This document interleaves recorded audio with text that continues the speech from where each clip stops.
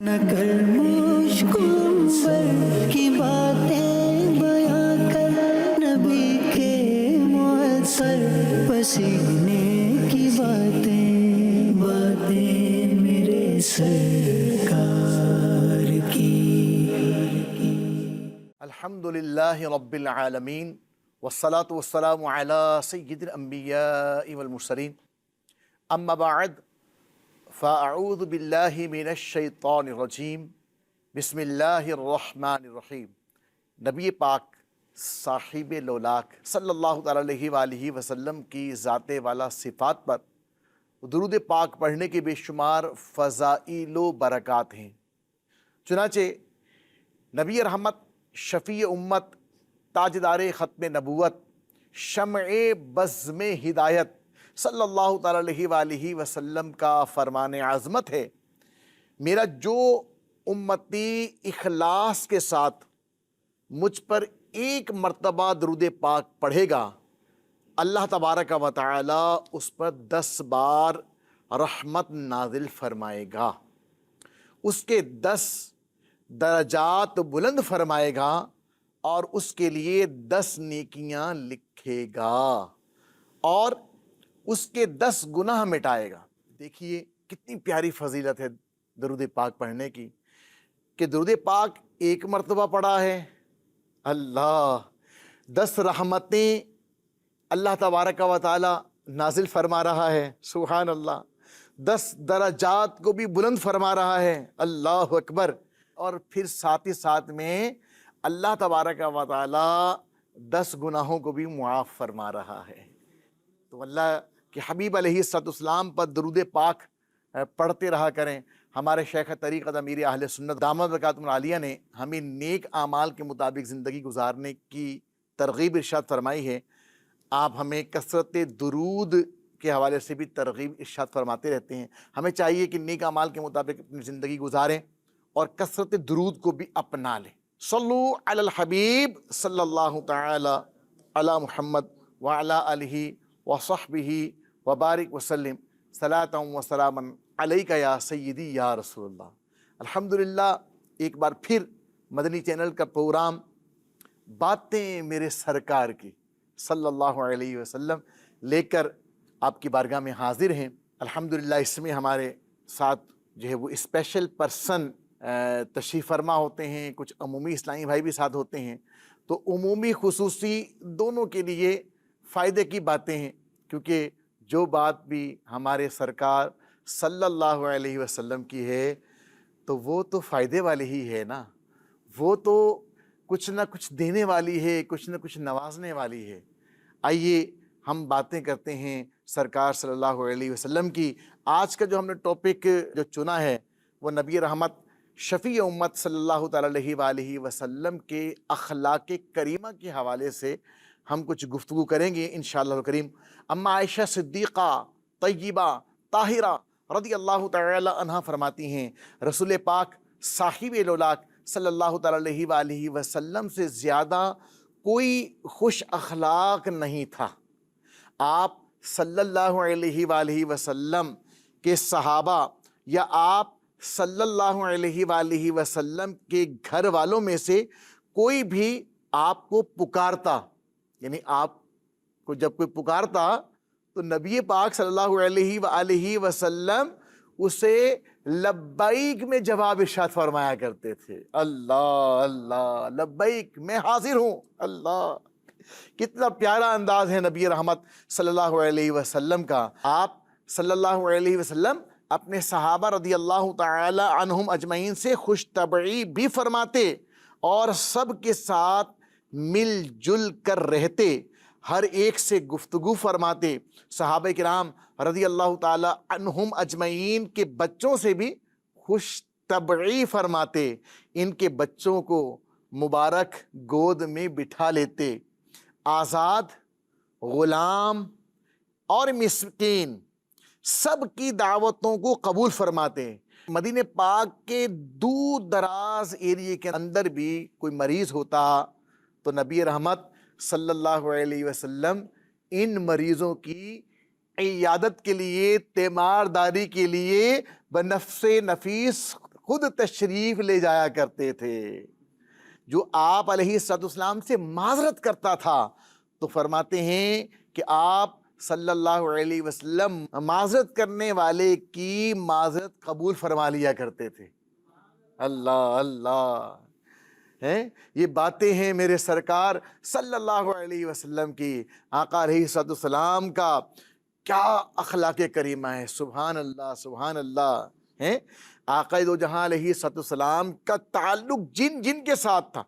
دیکھیں عمومی طور پر کن کن کے ساتھ تعلق ہمارا ہوتا ہے. فیملی کے ساتھ ہوتا ہے, محلے داری میں محلے کے لوگوں کے ساتھ, پڑوسیوں کے ساتھ ہیں. پھر کہیں آپ جاب کرتے ہیں, کام کرتے ہیں, ان لوگوں کے ساتھ, کولیگس جو ہوتے ہیں آپ کے, ان کے ساتھ ہوتا ہے. اسی طریقے سے جہاں پر آپ عبادت وغیرہ کرنے کے لیے تشریف لے جاتے ہیں, مطلب مسجد ہے, مدرسہ ہے, کہیں بھی ایسی جو جگہیں ہیں وہاں پر عمومی لوگوں سے ملاقات ہوتی ہے.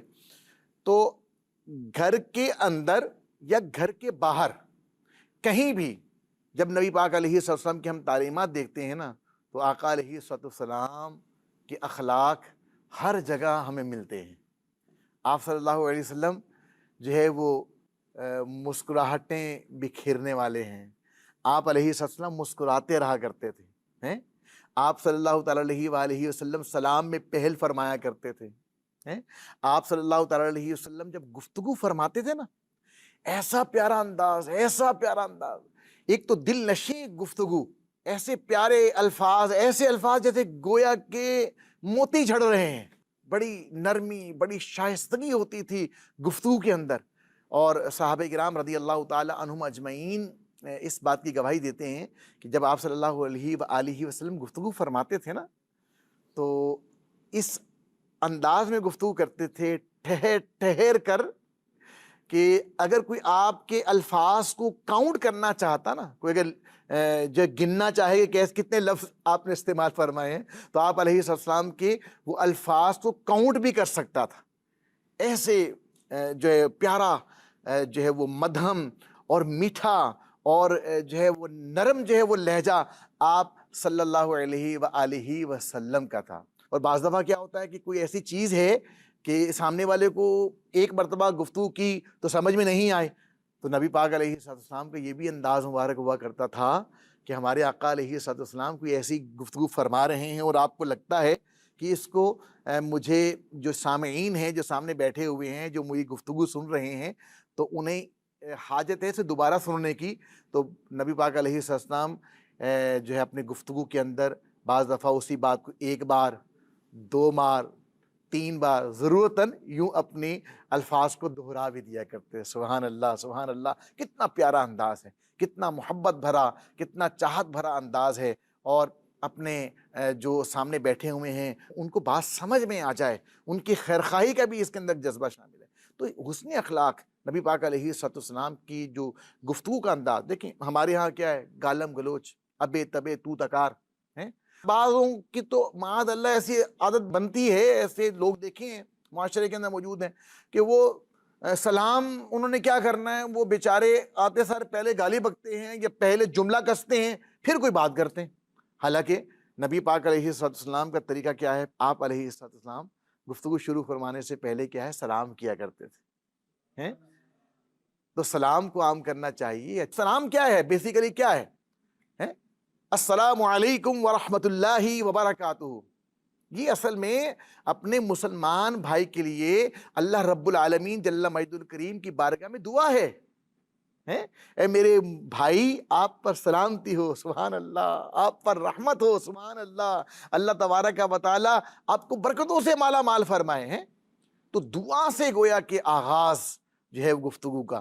پھر آپ نے یہ دیکھا کہ آقا علیہ السلام کے جو ہے وہ گفتگو کے انداز کیسے تھے. بہرحال آپ صلی اللہ علیہ وآلہ وسلم کا تعلق جہاں پہ تھا, آپ علیہ السلام کی اخلاق کریمہ کی سب گواہی دیا کرتے تھے. اما عائشہ صدیقہ رضی اللہ تعالی عنہا سے کسی نے پوچھا آپ کے اخلاق کے بارے میں, فرمایا کیا تم نے قرآن پاک نہیں پڑھا. یعنی گویا کہ نبی پاک صلی اللہ علیہ وسلم کی سیرت مبارکہ, آپ کے اخلاق کریمہ جو ہیں وہ گویا کہ ایک طرح کا قرآن ہے. یعنی قرآن میں جن اخلاق حمیدہ کو بیان کیا گیا, قرآن میں جن آداب کو بیان فرمایا گیا, وہ سمجھ لیں کہ تھیوری بیان کی گئی، نبی پاک صلی اللہ علیہ وسلم کی ذات میں ہمیں اس کا مکمل پریکٹیکل ملتا ہے۔ ہم باتیں میرے سرکار صلی اللہ علیہ وسلم کی کر رہے ہیں، آپ کے اخلاق کی باتیں کر رہے ہیں۔ یہ باتیں کرنا بھی دل کے سرور کا باعث ہے، یہ باتیں کرنا بھی ایمان کی تقویت کا باعث ہے، یہ باتیں کرنا بھی ہمارے لیے دنیا میں، قبر میں، انشاءاللہ الکریم میدان محشر میں انشاءاللہ راحت کا، چین کا، سرخروئی کا، کامیابی کا، کامرانی کا ذریعہ بنے گا۔ لیکن صرف باتیں ہی کر لینا کافی نہیں ہے، ان باتوں پر عمل بھی کرنا ہے۔ ہمارے آقا علیہ السلام کا جو اخلاق کریمہ تھا اسے اپنانا ہے۔ اچھا، ایک بڑا پیارا آپ کی اخلاق کریمہ کے اندر ایک وصف جو تھا، ایک خوبی جو تھی آپ کے اخلاق کی، وہ یہ تھی آپ صلی اللہ علیہ وسلم سچے ہیں۔ سبحان اللہ، سچے ہیں وصف، اور پھر کیا ہے، ہمیشہ سچ بولتے ہیں۔ سبحان اللہ۔ تو سچ بولنا ہمارے آقا صلی اللہ علیہ وسلم کی بڑی پیارے سنت مبارکہ ہے، یہاں تک کہ نبی رحمت صلی اللہ علیہ وسلم اس قدر سچے تھے کہ نبی پاک علیہ السلام اعلان نبوت سے پہلے بھی صادق اور امین مشہور تھے۔ اپنے تو اپنے، غیر بھی اس بات کی گواہی دیتے تھے کہ بندہ سچا ہے۔ ہمارے آقا علیہ السلام کا لقب کیا تھا؟ صادق۔ آپ سچے تھے۔ آپ صلی اللہ علیہ وسلم سچ کو جو ہے وہ پسند فرمایا کرتے تھے، اور آپ کو جھوٹ بڑا ناپسند تھا۔ اما عائشہ صدیقہ طیبہ طاہرہ رضی اللہ تعالی عنہا فرماتی ہیں، جھوٹ سے بڑھ کر کوئی عادت رسول اللہ صلی اللہ علیہ وآلہ وسلم کے نزدیک ناپسندیدہ نہ تھی۔ یعنی ناپسندیدہ جو ہمارے آقا صلی اللہ علیہ وسلم کو، جو ہمارے سرکار لجپال کریم آقا صلی اللہ علیہ وسلم کو جو افعال اچھے نہیں لگتے تھے، جو بات اچھی نہیں لگتی تھی، جو خوبی اچھی نہیں لگتی تھی، جو ناپسندیدہ تھی آپ کے نزدیک، وہ سب سے بری چیز، سب سے ناپسندیدہ چیز جو ہے وہ کیا تھی؟ جھوٹ تھی۔ آپ علیہ السلام جھوٹ کو جو ہے بہت ناپسند فرمایا کرتے تھے۔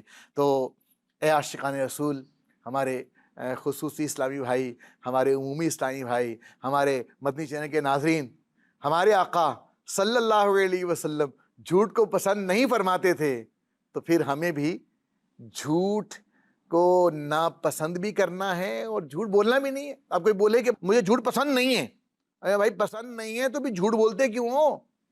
جی ہاں، بالکل جھوٹ نہیں بولنا۔ یاد رکھیے گا، جھوٹ ہلاک کر دینے والا ہے، اور سچ جو ہے وہ نجات دلانے والا ہے۔ اور ہمارے آقا صلی اللہ تعالی علیہ وآلہ وسلم کو جو ہے وہ جھوٹ انتہائی ناپسند تھا۔ جب بندہ جھوٹ بولتا ہے تو اس کی بدبو سے فرشتہ 1 میل دور ہو جاتا ہے۔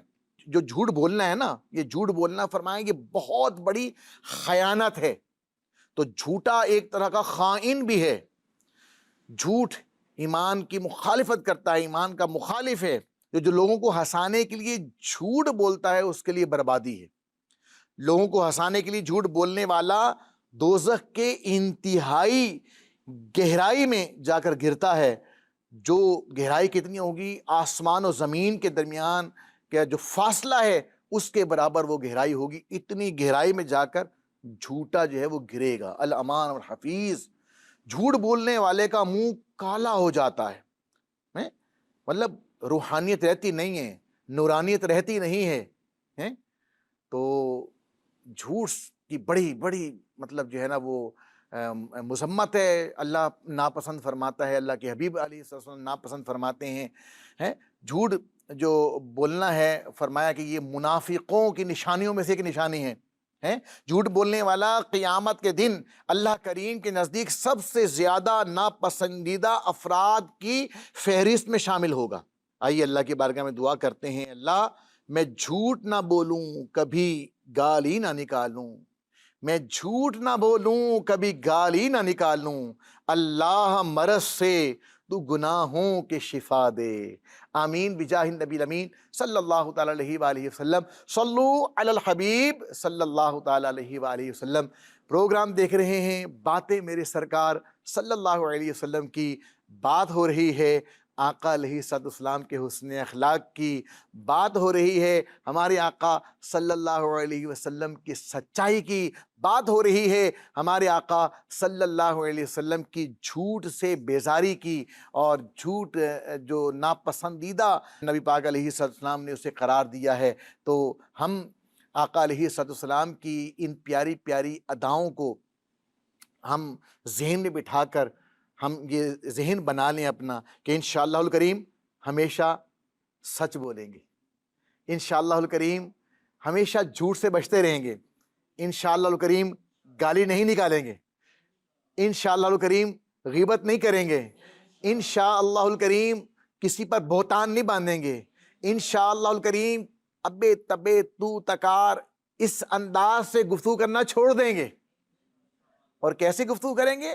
سیدی اعلیٰ حضرت امام اہل سنت عظیم المرتبت پروانہ شمع رسالت مجدد دین و ملت مولانا شاہ امام احمد رضا خان علیہ رحمۃ الحنان کے بارے میں ہمارے شیخ طریقت امیر اہل سنت مولانا الیاس داماد برکاتہ عالیہ فرمایا کرتے ہیں نا کہ اعلیٰ حضرت دودھ پیتے بچے کو بھی آپ جناب کہہ کر گفتگو فرمایا کرتے تھے۔